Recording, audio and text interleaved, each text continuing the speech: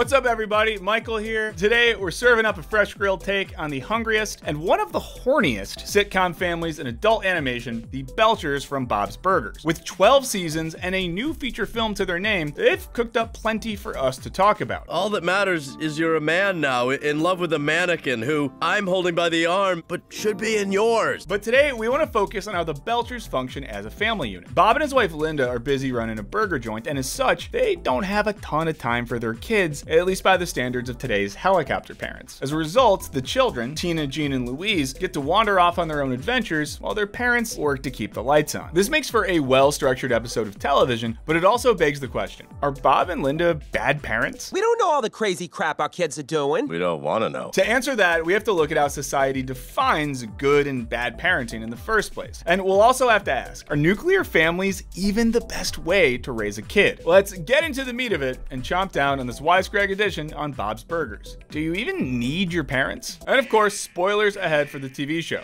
Though eccentric, the Belchers are a fair representation of the contemporary American family, where the sole male breadwinner and female homemaker have been replaced by two parents working full-time jobs thanks to evolving gender roles and changing economic realities. $50 for that? $50 is a little girl, a horse, and a zombie. This leaves parents with collectively less time and energy for their tots. For their part, both Belchers struggle to find a healthy work-life balance. And without hovering parentals to interfere, the kids are free to frolic about town without appointed adult supervision. I don't get it! Whether they're exploring an abandoned taffy factory or taking a ferry to go trick-or-treating at rich people's houses, the Belcher kids are frequently left to fend for themselves. For folks who favor a more involved mode of child rearing, this might set off alarm bells. Surely a lack of parental supervision would leave the Belcher kids with irreparable feelings of neglect, right? Well, not really. In fact, these kids are pretty well adjusted. Sure, Louise finds herself in trouble here and there. What are you kids doing? What knife? And yeah, Tina could probably use some more help navigating puberty. My crotch is itchy. Okay. Are you telling me as my daughter or as my grill cook? Still, their issues rarely cause anything but trivial problems. Critically though, this is largely because of the many neighbors who pick up the slack when Bob and Linda aren't around. These adults seemingly share the communal goal of ensuring that the Belcher kids turn out all right. They all step in at various points to look after the kids and teach them lessons that their parents don't. Jean? Tina? What are you two doing here? Learning to paint. We're honing our craft. Wait, I thought you hated my kids. My art workshop is open to all who respect art. Because of their constant interactions with their adult neighbors, the Belcher kids are exposed to a multitude of different lifestyles and perspectives. Take Teddy, the restaurant's most loyal patron. While he's a passive, lonely dude who's easy for the kids to target with pranks, he's also the first person they call when they're in trouble. Maybe they need to hack into the school's electrical circuit for stage magic reasons. Maybe they need someone to negotiate with the cops to keep Tina out of jail, a mission that helps to earn him the fleeting moniker of Uncle Teddy. While the kids might just be looking out for their own self-interest, Teddy clearly has traits that they feel their parents lack. Or take Mr. Fran. Yes, watching over the Belcher kids is technically part of his job at Wagstaff Elementary, but as the world's most intense guidance counselor, he takes his students' emotional welfare extremely seriously. From him, the kids learn lessons like perfectionism has its limits. Nobody wants a relatable guidance counselor. Kids think I'm perfect. That's why they listen to me. And don't frame your students for a crime to cover up how you've mishandled school funds, no matter how delicious your new coffee pods are. Attention! There has been a grisly crime committed in my office. My therapy dolls have been mutilated. And because he's so fixated on whether or not these kids are breaking school rules, the young Belchers are frequently challenged to point out the nuances and gray areas of complicated situations, even if piping up lands them in detention or music videos. Let's swap eyes so we can. And don't forget the extended Belcher family, like Linda's sister Gail. Even though her penchants for crying, painting animal buttholes, and sneaking bites of cat food You gotta warm it up and put it on your oatmeal. make the kids a little wary of her, they know she's ultimately a safe person to run to when there's trouble. Like when Louise runs away to stay with Aunt Gail to avoid seeing the dentist, even if she's in for an intense experience. Time to get some shut-eye. The apocalypse is upon us! Why? Why must the world end right when I'm getting sleepy? Importantly, Aunt Gail eventually teaches Louise to be brave and face her fears, or risk growing up to be like her. You've seen my life. Yeah, it's bad. But despite all of her eccentricities, the kids understand that time spent with Aunt Gail is a crash course in radical empathy and the power of white lies to keep the peace. I did it! I did it! I fixed all the paintings! I added pants and huge pendulous breasts. What do you think?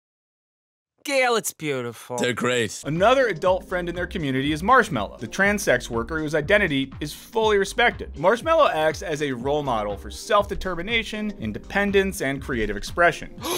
Tall, dark, and handsome. That settles it. Mom's psychic. No, she isn't. Marshmallow isn't handsome. She's beautiful. Blush. Even characters who are supposed to be villains, like Mr. Fishoder, the landlord, actually accidentally add value to the kids' lives. Beyond proving that you can wear white after Labor Day, Mr. Fishoder helps the kids improve their bargaining skills. I take IOUs. At other points, his own deeply rotten ethical code actually serves as a helpful contrast to their own developing moral compasses. You know, the basics like, it's bad to threaten to evict your tenants unless they pose as your family at Thanksgiving just so you can trick a date into having sex with you. Give me those lips. No. Lips. No. Lips. No. Lips. No. Lips. Okay. Lips. Or that you shouldn't teach children how to cheat at games so you can keep your arcade's profits high. It's a good thing I was expecting this and was able to catch them. But you taught us to cheat. Yeah, you did. Are you dirty dogging us? I've never seen you before in my long and prosperous life. Although to be fair, the kids learned some pretty sweet high skills from this debacle. And just like in real life, the kids regularly encounter people whose sense of morality or even reality is a little tenuous. What are those pretty buttons? Oh, these patches? Well, we got this one for tickling a cop. Cool. What's that one for? For not being associated with the white power movement. You think you're a mannequin. Oh, no, it's okay. You don't need to be scared of me. I'm not one of those murder mannequins or satanic mannequins. Cumulatively, these interactions with most of the townsfolk make the Belcher kids better people. You're all willing to give up your Christmas presents for Chet? They're exposed to more perspectives outside of their parents' worldviews, and they're emboldened and trusted by their parents to make their own decisions. Well, for the most part. Found a perfectly good mirror to smash on the way home, and everybody made me feel weird about it. Oh, I love smashing a good mirror. Len. Right. Playing with glass isn't a good idea. All three of the Belcher babies seem to exude an emotional maturity far exceeding that of their peers. And you could argue that it may come directly from this mode of child rearing. And Bob and Linda's parenting style can actually teach us how to view family in a radically different way. How thoughtful of you all. But I don't need a hat to complete me. I'm all I need.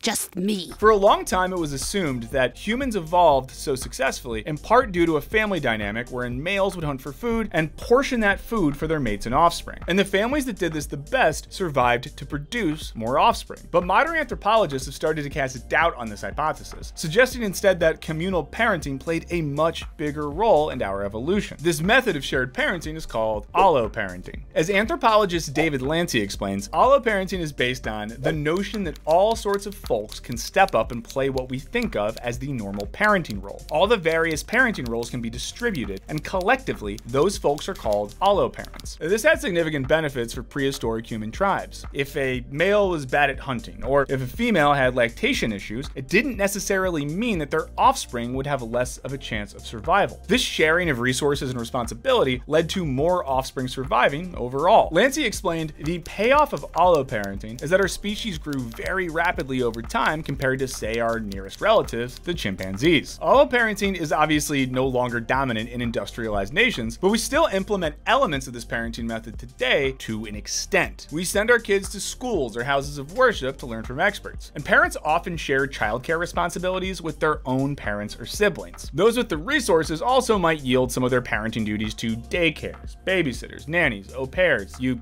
get the idea. As the saying goes, it takes a village to raise a child. Bob and Linda seem to instinctively know this, and they generally trust their own village to raise their children in an organic and communal way without the commercial exchange that comes with babysitting or daycare. They don't try to shield their kids from pretty much anyone. They have no problem with their kids hanging out with nudists or sex workers or even bank robbers. Bob and Linda don't have to teach their kids acceptance. It just becomes their default response to the different lifestyles they encounter. So what happened to alloparenting? Obviously, a lot of social and cultural changes brought us from the earliest hunter-gatherer tribes to modern American life, but even as late as 1900, it was still common to live in large households with big extended families. This meant more people to offer childcare, worldly advice, shoulders to cry on, etc., etc. Extended families didn't vanish, but rampant industrial migration into big cities bred smaller familial units, and this shift was intensely amplified by post-World War II cultural ideals of, you guessed it, the nuclear family. Kids were increasingly siloed off into units of 2 parents, one breadwinner, one caretaker, supporting them without substantial outside involvement. And this was long hailed in popular culture as a paragon of healthy child development. Interestingly enough, Bob's Burgers couples its celebration of a sort of allo-parenting by frequently critiquing your typical nuclear family relationships. For example, Tina's recurring love interest, Jimmy Jr., has a far more dysfunctional relationship with his father than Tina. He resents his father, Jimmy Pesto, who disapproves of his son's passion for dance. Don't tell me not to dance, Dad! It seems that Jimmy feels determined to pass down his own conception of masculinity onto Jimmy Jr., which doesn't include dancing. You see, Bob, I'm a collector of rare and exotic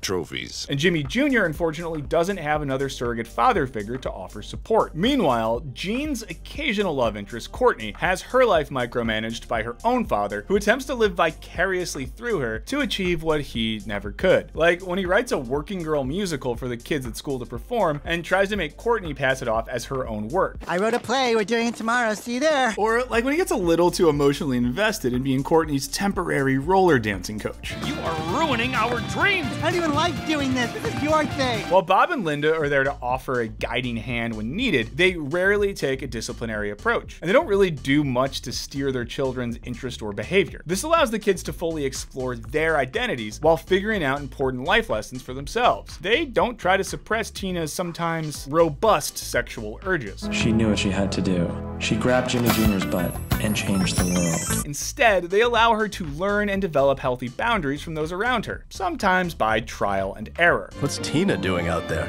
Becoming a woman. Oh. I can't tell where your back ends and your butt begins. The Belters also encouraged Jean's passion for music and theater. Stop that singing right now! Nobody tells my son to stop singing! And while they do their best to channel Louise's anarchistic urges productively, they don't use a heavy hand, preferring to talk to her like a peer. Like after she lands an in-school suspension for pantsing a bully in the cafeteria, and Linda bails her out. What you did was wrong. Yeah, everybody made that pretty clear. But I don't want you getting the idea that helping people isn't worth it, Louise, because it is. When we consider that so many other adults have significant influence over the Belter kids' lives, we have to ask, are parents all that important when it comes to raising kids? Our collective social fixation on the sacred nuclear family continues today. Even as our definitions of marriage and families evolve, there's a continued emphasis on the importance of children being raised by 2 adults in a romantic relationship. And while there is certainly data that suggests that divorce or absent parents can have negative impacts on children, there's also plenty of evidence to suggest that marriage might not be so great for raising kids either. Philosopher and children's rights advocate Samantha Brennan contends that shifting away from our cultural hyper-focus on marriage can mitigate some of the worst dangers resulting from the close link between marriage and parenthood, which largely result from the instability, tension, and even violence that too often form a central part of romantic conflict. Which makes sense. Witnessing domestic arguments, or at worst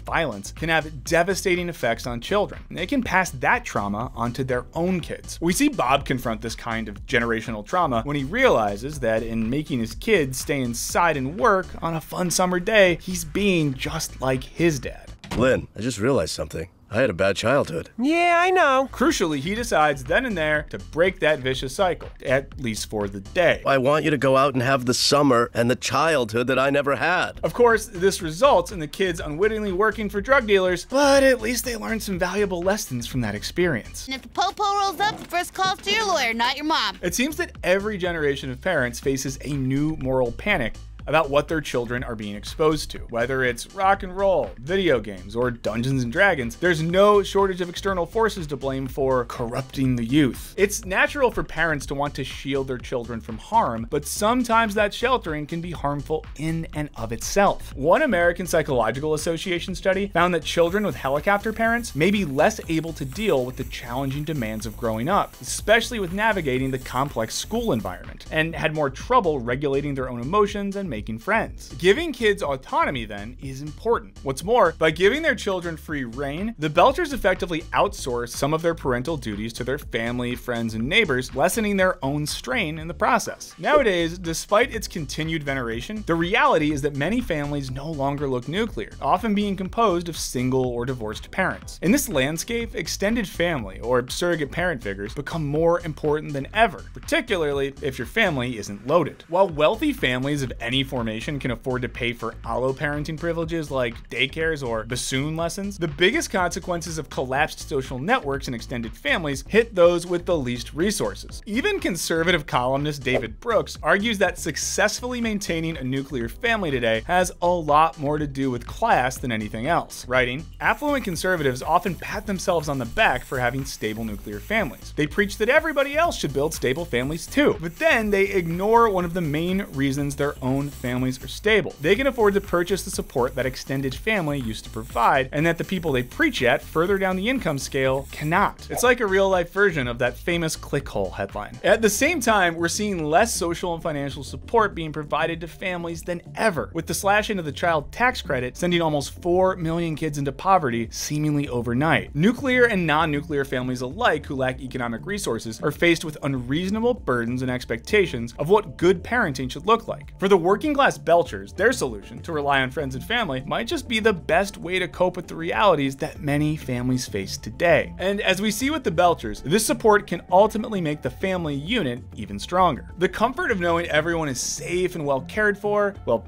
most of the time, alleviates stress. Each Belcher is free to grow as a person on their own terms. In other words, the Belchers prove that you don't have to spend all your time with your nuclear family to still love the shit out of them. Kids, I love you. And Linda, I love you too. Almost as much as the kids, but Oh, not... Bobby, I love you too. What's more, Bob's Burgers shows us that a society structured to allow children to reap the benefits of allo-parenting, rather than making raising children exclusively the domain of the nuclear family, is one that fosters the development of smart, savvy, and yes, occasionally devious tots. But what do you guys think? Are the Belchers a model for a more adaptive family unit? Do nuclear families ruin us? Let us know in the comments. Thanks to our patrons for all your support, and don't forget to check out our new perks on Patreon, and check out our new stream, Wisecrack Live, Thursdays at 11 a.m. Pacific time. Hit that subscribe button like you're Thomas Edison electrocuting Topsy, and don't forget to ring that bell. And as always, thanks for watching. And remember, I love you, but you're all terrible.